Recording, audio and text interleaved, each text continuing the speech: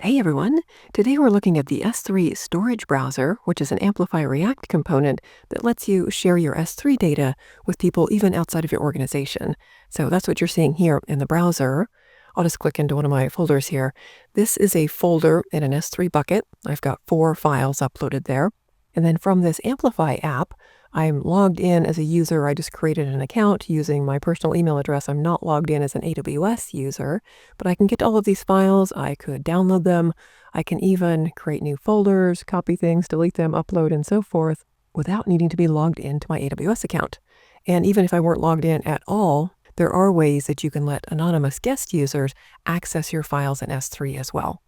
And this is kind of a big deal. There hasn't been a great way to do this in the past. This feature just came out a few days ago. You'll see the blog for it here. I expect it might change over time, but I'll walk you through how to set this up in Amplify. Now, a few different things you're going to need to follow along. An AWS account, obviously. You will also need a GitHub account. So we're going to clone some of the AWS samples, the Next.js Amplify app to be specific. We're going to clone that into your own repository to work on it. And then I'll be using VS Code as my IDE. You can use other supported IDEs as well. There is some setup work that you need to do in order to access AWS from your local machine. If you haven't done that, then check out the video above and below to get you started with that. Also, it'll be really helpful if you're somewhat familiar with Amplify Gen 2. I would say the majority of what you need to understand to get the S3 browser working is actually related to how Amplify Gen 2 works. I'm going to walk you through from the beginning, so hopefully you can still follow along. But if you need the basics on Amplify Gen 2, then check out this other video linked above and below. And then lastly, you want to have this GitHub page open. I'll link this below as well. And in here, I've just consolidated all of the code snippets that we're going to be using throughout the video. So you'll see them here. You should be able to just copy and paste instead of having to type from scratch and potentially make typos. So hopefully that will save you some time. And then before we dive in, the all-important question, what is this going to cost? And for that, we'll go out to the Amplify pricing page. Amplify is eligible for the free tier, which is usually the first 12 months you have an account. So if you're inside of that, this should basically be free. Outside of that, you'll see the pricing over here. Still very inexpensive, I would say less than $1 to follow along. There might also be a very small charge from S3, probably fractions of a cent to follow along. But make sure you stick around to the end of the video, and I'll walk you through how to delete everything that we spin up. Okay, so let's dive into the Amplify part. We're actually going to be using the Quickstart. I will link this below as well. Make sure you're in the Gen 2 version.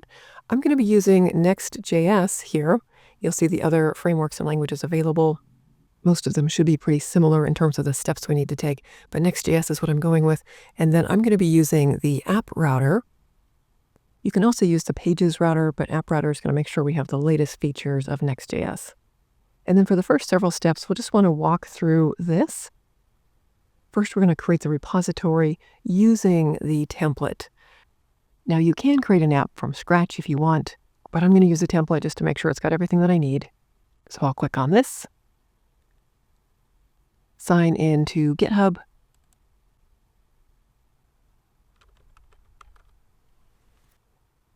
so it's going to grab the repository template for the Next.js app and basically put it into my repo. I'll just need to give that a name. I will call mine TTT S3 storage browser. Feel free to name yours whatever you want, and then create the repository. So all we did was create the repository inside of your GitHub account, nothing specific to AWS or Amplify yet. So now that we have our code in our repo, we can deploy it to AWS, to Amplify. And you can start that manually from Amplify if you want, but if you just come back to the Quick Start guide here, there's a handy button to do that, deploy to AWS. And here it's asking, where do you want to get your code, basically? So we want to grab the code from GitHub, which is where it is now, and say next. And then your new repo should show up here, but it rarely does, at least for me. So you might need to refresh, or most likely you need to update your GitHub permissions. This will basically connect GitHub and AWS. And then down here, select the repositories. So the one that I just created was this one. I'll select that and save. It says that we have updated everything. Good. Let's see if it's showing up now. Not quite yet. Let's refresh again. You might need to go through the GitHub permissions step again. We'll close out of that, do another refresh. And there we go. Then we can say next. You should be able to just leave all the defaults on here, go next, and then save and deploy. So we're deploying the code from our GitHub repo out to Amplify. Our site will be hosted in the AWS cloud. Let's see how things are going. Still deploying. While that's happening, we can come into our repo and just take a quick look around the code here. So we've got a folder for Amplify. And this folder is basically for your backend files. If you don't know, Amplify Gen 2 basically lets you build out the backend using TypeScript files. So your auth file, for example, is just in a resource.ts here. And here's how we define the authentication we want for the app. For data, your data model is defined here in TypeScript. So all of this sits inside of your Amplify folder here. And then the front end you can find in app. So for this particular template, the UI that we see is going to be in page.tsx, and we'll be in here making some updates as we go. We've got CSS files and so on. So let's see how our deployment is doing. Still deploying. I'll give it another minute to pause the video and be back when it's done. And success! We have deployed the application. We should be able to click on the domain URL here. And here's our Next.js app. So simple to do. I can add a new one here. There we go. This actually has a DynamoDB table sitting behind it, and you can see all of that if you come into the main branch here, and data manager. Here's the to-do that we just added. And there's APIs and all kinds of things back here that you can dig into if you're interested. But for what we're doing, we're actually going to ignore that to-do part. We want to get to the S3 browser functionality. But just to recap where we are, we're running in the cloud. We've got our front end hosted by Amplify now, and then all of these services on the back end. And all of that's just configured with the TypeScript files like we saw earlier. And in theory, we could just go into the GitHub repo in the browser and poke around these files and make updates. But in the real world, you'll likely be doing this in an IDE on your local machine. So let's work on that part next. I'll move over to VS Code and then just bring up a terminal here. We are going to do a git clone of our repo. So git clone, and then I need to go grab the URL. That's going to be out here in my repo. I'll just grab it right here. I'm going to grab the HTTPS link. Paste that in here, and we will clone this down to my local machine. Now I've got mine inside of a directory. So I was in a folder called TTT S3 storage browser, and then I've got another folder. So if you're in a folder inside of a folder, make sure that you're moving down one directory before you run any other commands. So next we need to do an npm install. That's going to grab all the dependencies in the package.json, all the stuff listed in here. It's going to go out and grab those, download them locally. And we need to do this for anything to work. So npm install. And then from the Amplify UI library, we need to install the storage-specific package. And if you don't want to type all of that in, I've got it out here on my notes page. It's this one right here. So I will copy that. And then back to VS Code, paste that in. And then we should be good to go. So what we just did with the git clone is we pulled the code out of our repo down to VS Code locally. So now we can work on our local machine. But remember, we previously deployed our code into the cloud. So at the moment, we have the same copy of the code locally as we do in the cloud. And it was working in the cloud, so it should work locally, right? Well, let's test that out. I'll type in npm run dev. And if we grab our local host URL here, and launch our local site, we're going to get this error, can't resolve Amplify outputs.json. So what's going on here? Back here in VS Code, I'll tell you, if you hunt through all of the folders here, you're not going to find that file. And this is actually a really important file. If we go back out to the Quickstart, there is a little blurb here about this. Basically, this file contains your endpoint information, your API keys, your authentication information, user pool IDs, and all of that good stuff. This is the file that lets our local dev environment hook up to our backend resources. And without that file, really nothing is going to work. Okay, so where do we get that? If we come back out to Amplify, we'll want to click on the main branch here where we deployed. And then click on this tab, Deployed Backend Resources. And right over here, we can download the Amplify outputs.json file.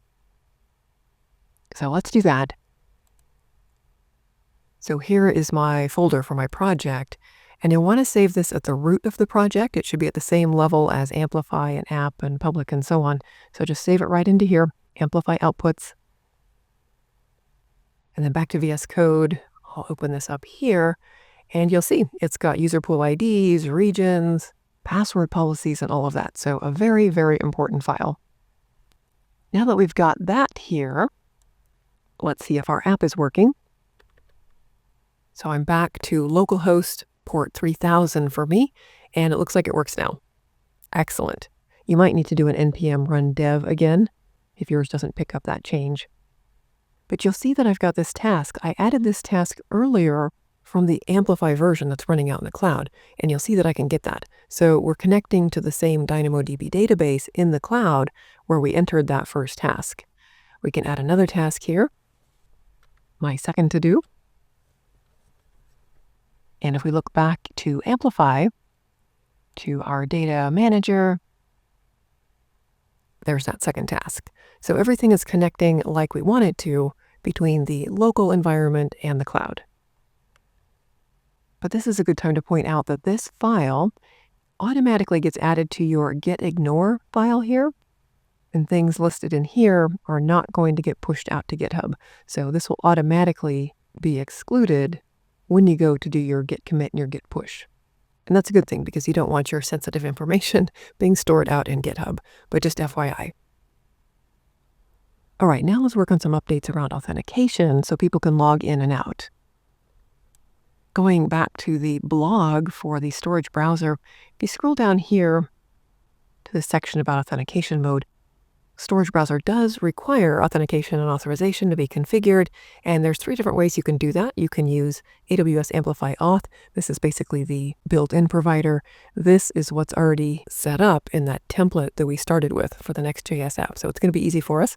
But you can also use IAM Identity Center or IAM roles with S3 access grants. If you're interested in these last 2 options, I will let you explore the links here, but we're going to go with this first one here, keeping things easy. But back to VS Code, I mentioned that our template already has things set up, and you can see that under Amplify and Auth. And then here in this resource.ts file, here is everything that we need. By default, Auth is set up to use email, which is just fine for what we're doing. You can use other things like phone numbers or even an external provider like Google or Amazon or Apple, but we're good with this. And this is all we need as far as the backend goes, but we don't have any way to log in on the UI. So let's work on that part next. I will expand the app folder here and then over to page.tsx. This is the main UI for the application. Let me just give myself some more space here. And then I'm going to go out and grab some code from my GitHub notes. At the top of the file, we want to add this line, so I'll just copy that. Drop it in here. Looks like my closing quote is a little wonky. There we go. So importing it so we can use it down here on the page. And then what I'm going to do is basically update this whole section here to get rid of the to-dos. So I'll grab this from GitHub as well. I'll just copy it. And I can update the whole return statement here with this new code. So wrapping everything in the authenticator, which means when we launch the application, we're going to be forced to sign in. Okay, save the file. Now if I switch over to our localhost app, it might need to refresh. And there we go. So here's the authentication component, basically for free. Pretty easy. Now we do need to create an account the first time. I'll enter my email and password. You do need to use a valid email. It's going to email you a code. So I'll create the account. Go grab that code for my email. And there we go. We're signed in. There's some work that we could do with getting a username, but we're signed in. We got rid of that to-do functionality. We could sign out as well. So we updated the front end just running locally. We've got authentication working. It's pulling from the DynamoDB database still, even though we can't see those tasks. But we haven't pushed our updated front end code out to the cloud. So let's do that just so we have the same code in both places. And this will also give us a chance to see CI/CD, continuous integration, continuous deployment, in action. So back out here, I'll open up a new terminal. I'll do a git commit. AM means to stage all of the files that have been changed. And then the M is for the commit message. So we'll say added auth UI. And then to actually send the changes out to GitHub, git push.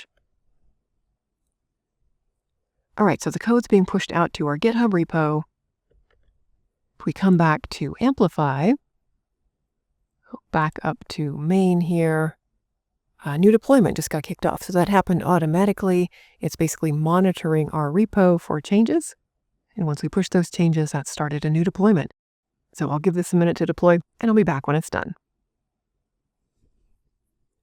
And success. So now all of our code locally should be the same as what's in the cloud. So we've got the application, we've got auth working. Now let's work on the actual S3 part of things, which is called storage. So back to VS Code, we want to be under the Amplify folder, and you'll see that we had folders for auth and data. Those were included as part of our templates, but there's no folder at the moment for storage, so we'll need to add that ourselves. So I'll just click on the Amplify folder, and then up here, create a new folder, storage, all lowercase. And then inside of the storage folder, I want a new file, resource.ts. Now the code for this, let me grab that. That's going to be down here under instantiate storage. I will copy this. We're instantiating storage with this function, defineStorage. We'll give it a name, my S3 bucket, or whatever you want to call it. This is just a friendly name to identify your bucket in the backend configuration. Amplify is actually going to generate a unique identifier for the app using a really ugly ID, but for the friendly name, you can name it whatever you want back here. And then we have our access rules. So by default, no users or other project resources can access any files in the S3 bucket. You have to explicitly grant access, and that's what we're doing here. So it's saying if we have a folder called public, basically anything in that folder can be read by guests, and guests are basically anonymous users who are not logged in. If they are authenticated, they can read, write, and delete. And you can add additional rules as well if you have a folder called protected. And then an entity ID basically comes into play when you've got an authenticated entity. They upload something, they will have a specific ID. So basically, if somebody's authenticated, they upload something to that folder, they are the owner of that folder, then here's what they can do. And same with the private folder. But you can mix and match these, change the rules to be whatever you want, the folder names to be whatever they want. But this is what controls who can access what in the bucket. Okay, save this file. But this file is not going to get picked up unless we come back here to backend and add it. So right now it's picking up auth and data, these other two folders, but we don't have storage in there yet. So we'll need to add a line up here. I've got that out in GitHub too if you want it. Right here.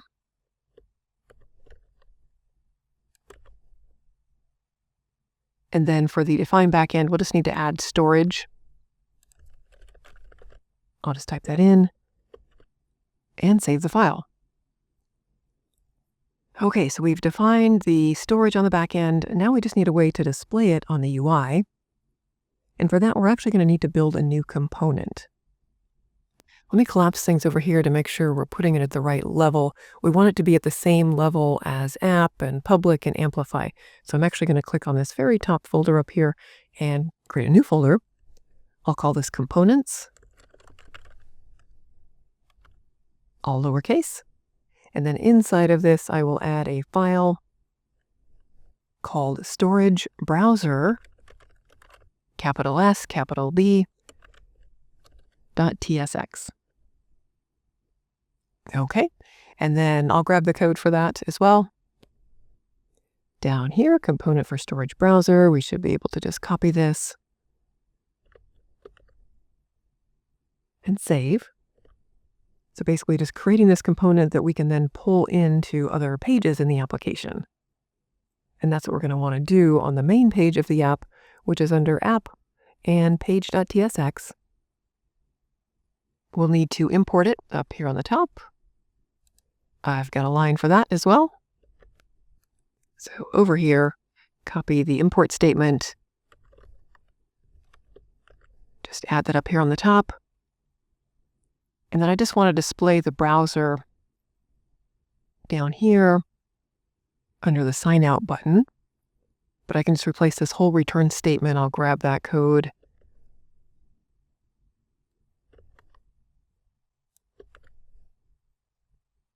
There we go. So we've still got the sign out button.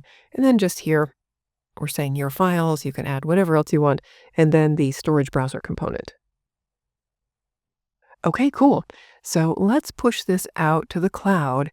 But before we do that, very important, you've got some files that are not being tracked for source control. So if you click on the source control button right over here, you'll see the U indicator right here, meaning these are untracked. These were the new files that we added. So if we were to push this out to GitHub, those would get missed and nothing's going to work out there. So what we want to do for those two is just click on the plus sign to stage the change, meaning they will get picked up in our next commit. Perfect. And then over here, let's do a git commit, am, add storage backend, and then git push. Once again, this should kick off a new deployment out in Amplify. Right over here, deployment 3. That did kick off as we would expect. So I'll let that run, pause the video, and be back when it's done. And success. Okay, so this deployment, I should have the app open here. Should still have the same URL. Let me refresh. I'll log in. And here's my S3 browser. Yay!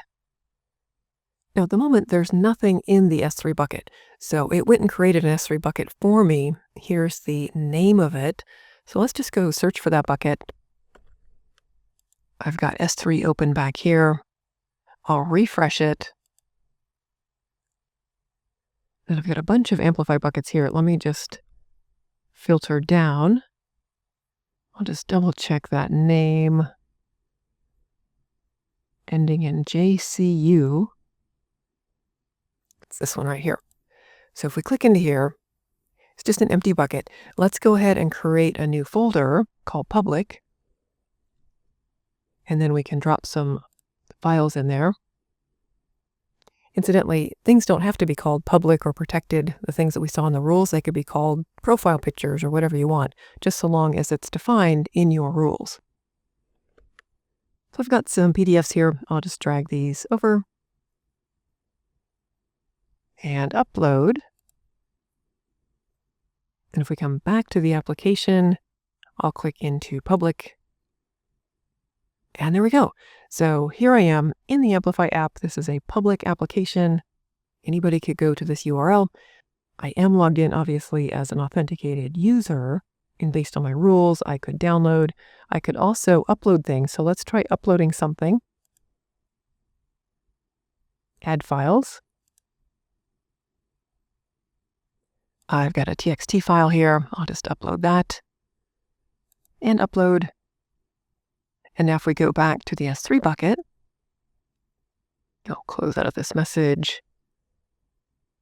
And there we go. There's the new file that I uploaded. Pretty cool. So if you had an application, your users could set up their own accounts, but remember that we had guest accounts as well, so totally anonymous people that you could give certain access to if you wanted. Now, at the moment, I don't really have a way to use the app if I'm not signed in. So if we want to test that out, we'll actually need to come and remove the authentication part from the UI and then redeploy. So I'll just get rid of this.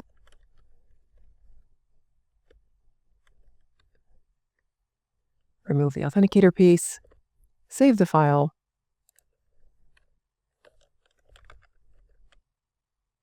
do a git commit and a git push. We'll get that started out there. Incidentally, to make it easier to test things quickly here on your local machine, you can set up an Amplify sandbox.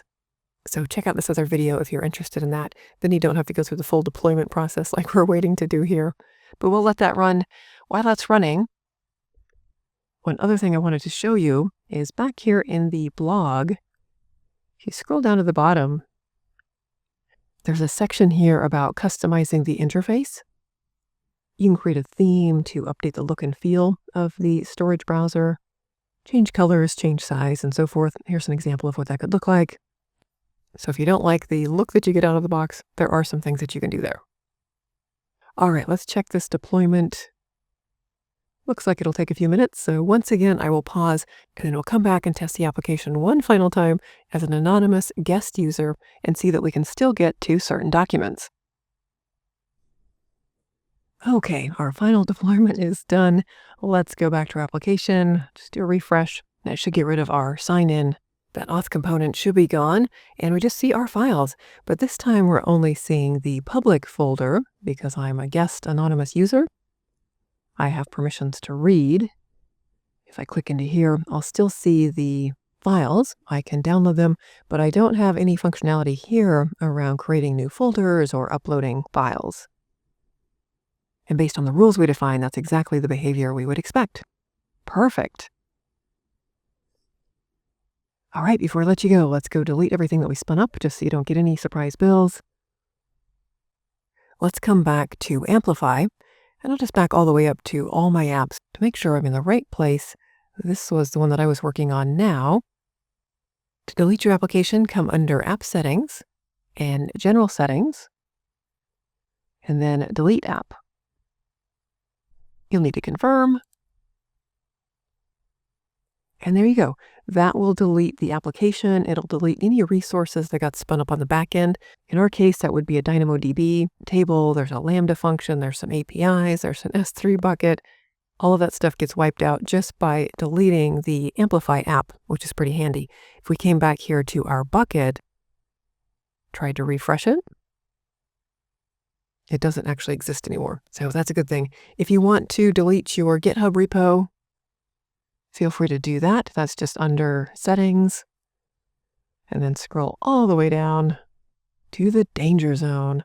And you can delete the repository. You do have to confirm a couple of times to say this is really what you want to do. Obviously, no cost to leave this one running. But as far as the AWS stuff, really you just need to delete Amplify and you should be good to go.